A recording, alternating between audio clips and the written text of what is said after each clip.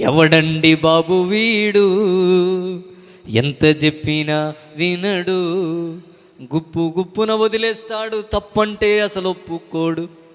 గుప్పు గుప్పున వదిలేస్తాడు, తప్పంటే అసలు ఒప్పుకోడు. ఎవడండి బాబు వీడు, ఎంత చెప్పినా వినడు.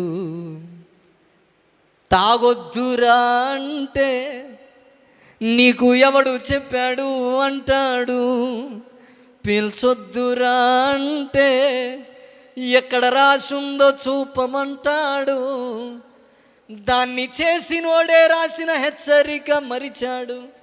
దాన్ని చేసినోడే రాసిన హెచ్చరిక మరిచాడు. గుండె తూట్లు పడ్డా గాని దాన్ని మాత్రం విడువడు. దేహమే దేవదేవుని నివాసమని మరచిపోతాడు. పరిశుద్ధంగా ఉంచుమనే క్రీస్తు ఆజ్ఞనే లెక్క చేయడు. పాడు వ్యసనములతోనే నరకమునకు పోతాడు. పాడు వ్యసనములతోనే నరకమునకు పోతాడు. క్రీస్తు యేసుని నమ్మినచో పరిశుద్ధుడు తానవుతాడు. యేసుక్రీస్తుని నమ్మినచో పరిశుద్ధుడు తానవుతాడు.